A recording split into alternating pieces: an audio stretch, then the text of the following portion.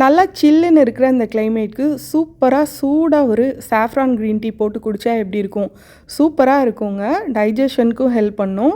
வாங்க எப்படி பண்ணலான்னு பார்க்கலாம். நான் வந்து 2 பெரிய பீஸ் இஞ்சியும் 2 ஏலக்காயும் சேர்த்து நல்லா இடிச்சுக்கிட்டேன். உங்களுக்கு பட்டை, கிராம்பு இந்த ஸ்மெல் பிடிக்கும்னா அதுவும் ஒரு குட்டி குட்டி பீஸ் சேர்த்துட்டு நல்லா இடித்து வச்சுக்கலாம். இப்போது ஒரு பாத்திரம் எடுத்துகிட்டு அதில் நான் 1 லிட்டர் அளவுக்கு தண்ணி சேர்த்துருக்கேங்க. அப்புறம் நம்ம இடித்து வச்சுருந்தோம் இல்லையா இஞ்சியும் ஏலக்காவும், அதை இதோடு சேர்த்துக்கலாம். இது கூட நான் வந்து 2 க்ரீன் டீ பேக் வந்து சேர்த்துருக்கேங்க.